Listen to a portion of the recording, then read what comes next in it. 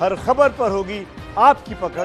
Download कीजिए ABP live app. नमस्कार, ई शिखर सम्मेलन में आप सभी का बहुत बहुत स्वागत है। आपके साथ हूं मैं रोबिका लियाकत और हमारे साथ अब ई शिखर सम्मेलन में शिरकत करने के लिए मौजूद हैं देश के केंद्रीय मंत्री, कानून मंत्री रविशंकर प्रसाद साहब। रविशंकर जी, बहुत बहुत विजयदशमी की शुभकामनाएं आपको और शुक्रिया हमसे बातचीत करने के लिए इस बिजी शेड्यूल में।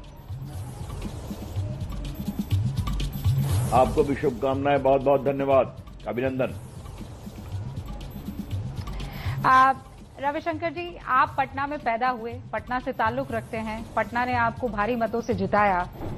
बिहार की राजनीति में क्या, जो मेरा पहला सवाल है और वो ओपिनियन पोल पर बेस्ड है, क्या आप बीजेपी के मुख्यमंत्री का सपना देखते हैं?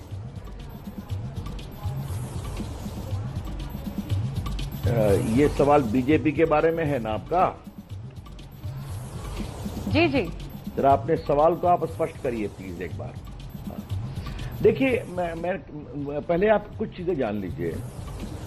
नीतीश कुमार से हम लोग का संबंध आज से नहीं, रूबिका, और उसका एक बैकग्राउंड है। जब उन्होंने लालू जी का साथ छोड़ा था और बिहार में लालू जी के भ्रष्टाचार पर बड़ी लड़ाई हुई थी, चारा घोटाले की, मैं पटना हाईकोर्ट में वकील था सीबीआई इंक्वायरी कराने के लिए, और उसके बाद की कहानी आप जानती हैं। ये साथ हम लोग का वहां से शुरू हुआ, फिर वो अटल जी की सरकार में मंत्री बने, फिर बाकी चला। तो हमारा उनका रिश्ता कोई आज का नहीं है, और उसकी बुनियाद थी कि बिहार को विकास के रास्ते पर आगे ले जाना है, खौफ के माहौल से, डर के माहौल से। इसलिए नीतीश कुमार जी मुख्यमंत्री होंगे, ये हम लोगों ने बार बार कहा है, राष्ट्रीय अध्यक्ष जी ने कहा है, गृह मंत्री जी ने कहा है, प्रधानमंत्री ने उनके काम की सराहना की है, मैंने स्वयं कई बार कहा है, नड्डा जी ने कहा है, हमेशा मैंने बताया, सुशील मोदी ने कहा है। तो बार बार ये सवाल का मतलब क्या, मुझे समझ में नहीं आता है। नीतीश कुमार मुख्यमंत्री हैं और नीतीश कुमार ही मुख्यमंत्री रहेंगे जीतने के बाद। जो ओपिनियन पोल इशारा कर रहा है रविशंकर प्रसाद जी, वो ये कह रहा है कि जेडीयू को 59 से 67, एबीपी न्यूज और सी वोटर का, और बीजेपी को 73 से 81 सीटें। आप कम सीटों पर लड़ रहे हैं लेकिन ज्यादा सीटें मिल रही हैं। ऐसे में ये सवाल उठना लाजमी हो जाता है कि तो क्या 5 सालों तक, मान लीजिए अगर आपकी सरकार बनती है, तो 5 सालों तक नीतीश कुमार ही सीएम होंगे? अब मैं आपसे आपके इन काल्पनिक सवालों का मैं क्या उत्तर दूं, जब मैंने आपको इतना स्पष्ट रूप से बता दिया।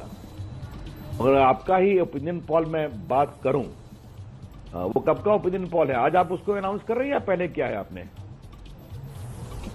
कल, हम कल ही लेकर आए हैं उसे, कल ही ओपिनियन पोल कल किया। तो हमारा कहना है, अगर आप ही के ओपिनियन पोल को जोड़ लें तो ये नंबर तो 140 प्लस जा रहा है ना, तो आप देख ही रही हैं। तो बार बार तो निर्णायक बहुमत की बात हम लोग करते हैं, ये संख्या उससे भी आगे जाएगी बार बार। देखिए, मैं फिर कह रहा हूं, ये सवाल जिसे कहते हैं हाइपोथेटिकल, काल्पनिक सवाल है। और देखिए, इस हमारे बारे में थोड़ा विश्वसनीयता का, रूबिका, आपको ध्यान रखना चाहिए। 2014 में नरेंद्र मोदी की अगुवाई में भाजपा को पूर्ण बहुमत अकेले मिला था, फिर भी हमने एनडीए के सहयोग को रखा कि नहीं रखा। 2019 में हमको उससे भी अधिक बहुमत मिला, फिर भी हमने एनडीए को रखा। शिवसेना भी थी, वो अपने से छोड़ के गई, अकाली अपने से छोड़ के गए, हमने तो कुछ नहीं कहा जाने के लिए उनको। तो हम रिश्ते निभाते हैं, और जदयू के साथ हमारे रिश्ते पुराने हैं। जब एक बार कहा नीतीश जी मुख्यमंत्री हैं तो वही मुख्यमंत्री रहेंगे, ये हमारे टॉप लीडरशिप ने कई बार स्पष्ट कर दिया है, प्रधानमंत्री, गृह मंत्री, नड्डा जी, हम सभी। तो इसके बाद ये प्रश्न बिहार के प्रभारी भूपेंद्र यादव, देवेंद्र फडणवीस जो चुनाव प्रभारी हैं, तो अब इसके बारे में और क्या कहा जाए? सवाल तो पूछने का आपका अधिकार है, लेकिन हम लोगों ने अपनी स्थिति आपको स्पष्ट कर दी है। रविशंकर जी, ये सवाल इसलिए भी उठता है क्योंकि उपेंद्र कुशवाहा हो या फिर यहाँ चिराग पासवान हो, इन सब का जो इशारा है वो एक तरफ जा रहा है, वो ये कि आपकी किसी तरह की डील हुई है, और दोनों ही नेताओं से डील हुई है, नीतीश कुमार से भी। ये उपेंद्र कुशवाहा आरोप लगा रहे हैं, मैं इसे क्लियर कर देना चाहती हूँ। और चिराग पासवान भी ये कह रहे हैं कि भाई अगर वो सेंटर में जाते हैं तो हमें कोई दिक्कत नहीं है, लेकिन यहाँ बिहार में तो अगर बीजेपी का सीएम होगा तो हमें पूरा समर्थन है। उपेंद्र कुशवाहा ये कह रहे हैं कि आपकी डील होगी नीतीश कुमार से बिल्कुल ऐसी ही कि सेंटर में वो जाएंगे और यहाँ पर आपका सीएम होगा। भाई रूबिका, चुनाव में लोगों को अपनी बात रखने का अधिकार है ना, तो रहने दीजिए।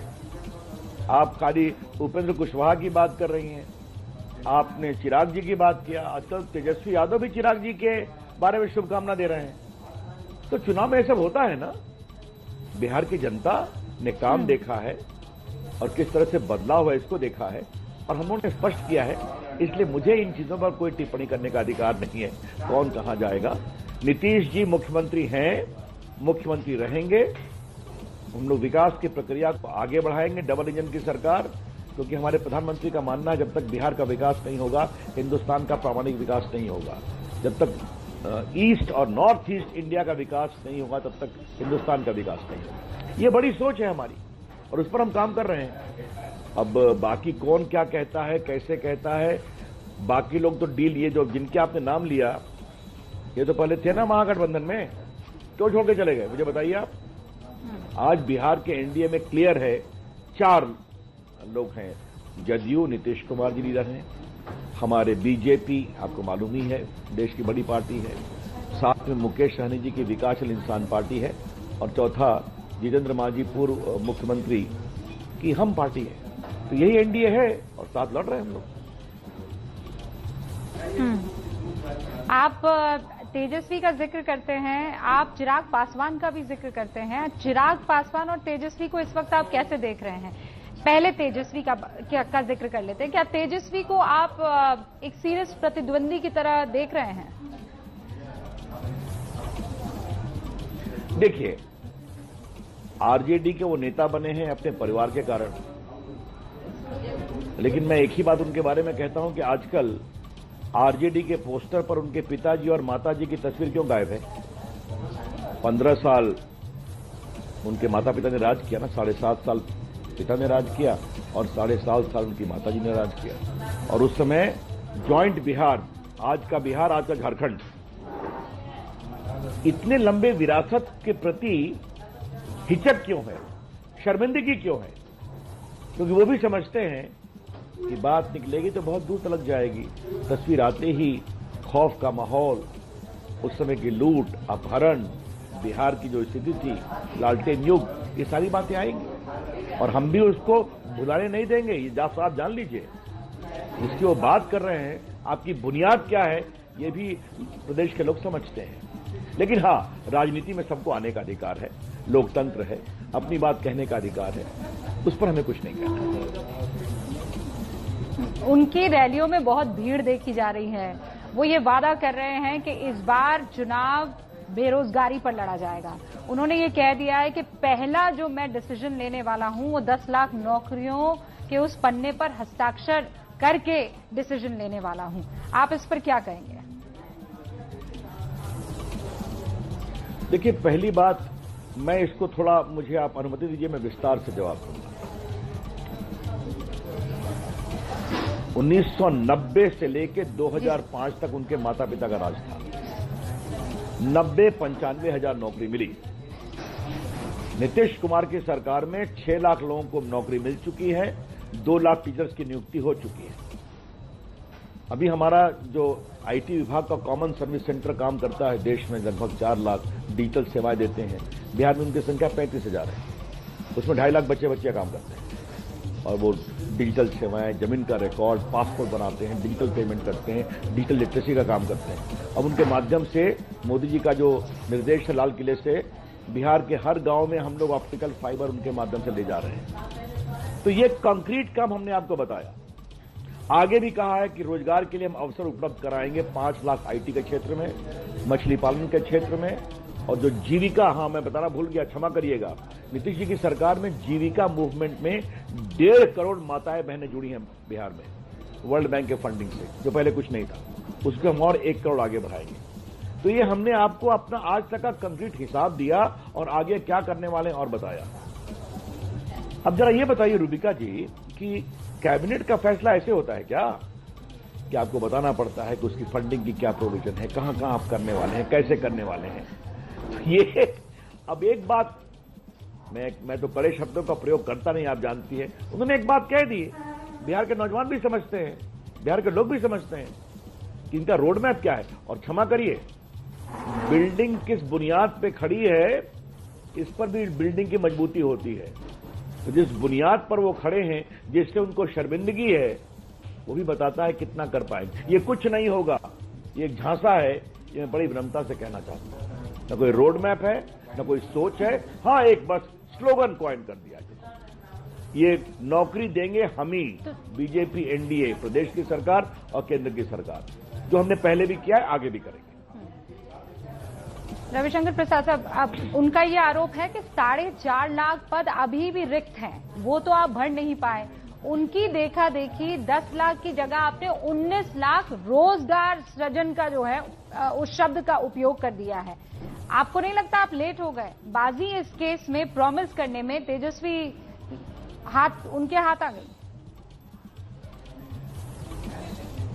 देखिए, चुनाव में प्रॉमिस करने का एक नजरिया होता है, हर को अपनी बात करने का अधिकार है, लेकिन जनता ना देखती है कि किसके अंदर क्षमता है, कुवत है, कैपेसिटी है उसको एग्जीक्यूट करने की। लेकिन आपने सोच की बात कही, तो एक मेरी सोच भी सुन लीजिए। हमारी सोच और उनकी सोच में क्या अंतर है? हमारी सोच है कि अगर हम सत्ता में आए तो जिस दिन कोविड का वैक्सीन निकलेगा उसको बिहार के हर लोगों को हम फ्री उपलब्ध कराएंगे। जो उसका अरेंजमेंट होगा हम लोग केंद्र सरकार से करेंगे, बिहार सरकार चिंता करेगी। तो हमारी सोच में स्वास्थ्य है, स्वास्थ्य की चिंता है कोविड पर। उनका क्या है डिक्लेरेशन?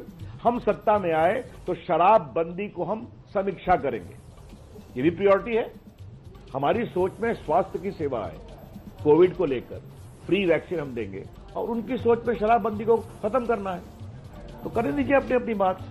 रविशंकर प्रसाद जी, इस पर तो बड़ी आलोचना हुई है कि बिहार में चूंकि चुनाव है तो आप ये इलेक्शन वैक्सीन लेकर आ गए हैं। वैक्सीन के अभी पते नहीं है।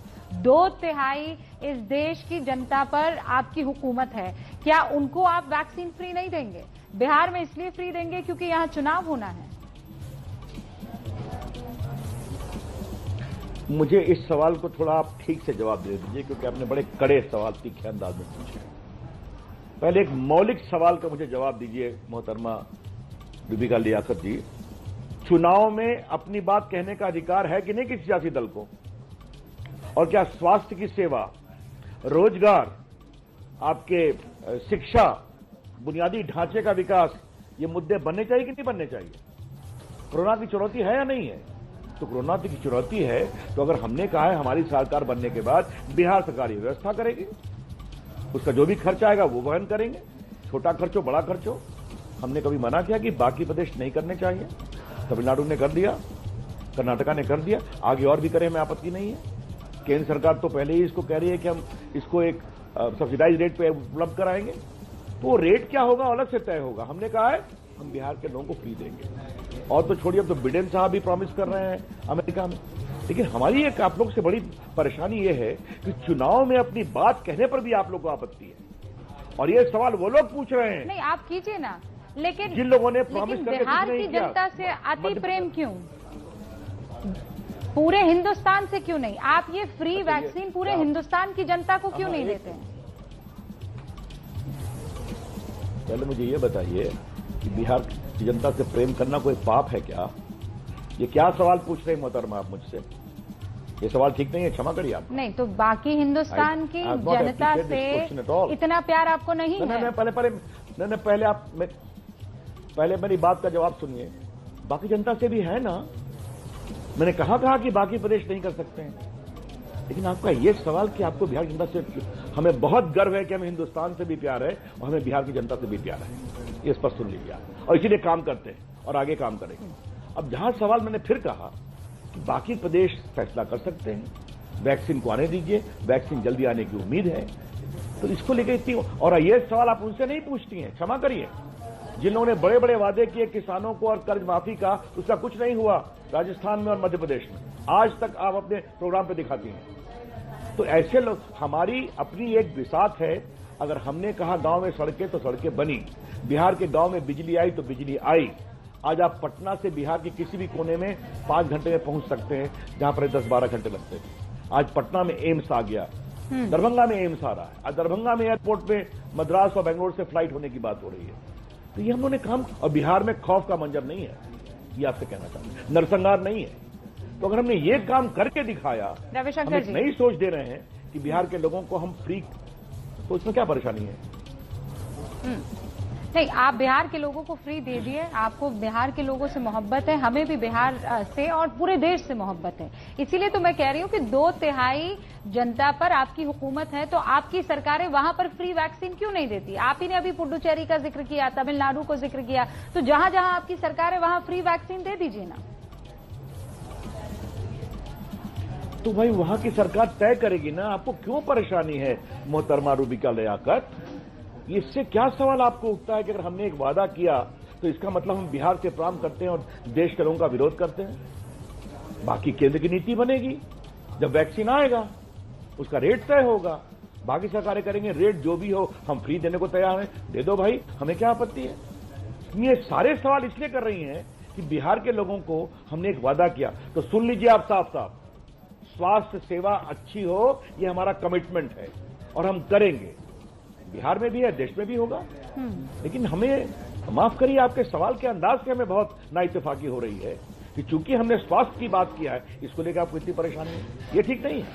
हम तो चाहते हैं कि हेल्थ केयर शुड बी, हम चाहते हैं कि आप जानते हैं रवि जी, मुझे स्वास्थ्य से परेशानी नहीं है। ये तो बहुत शानदार बात है कि स्वास्थ्य को आप प्रायोरिटाइज कर रहे हैं, मैनिफेस्टो में इसका जिक्र हो रहा है, लेकिन वो उसी वक्त क्यों जहां पर आप उस माफ राज्य करिए, में आपके सवाल का अंदाज वही था। बाकी राज्यों के बारे में क्यों नहीं?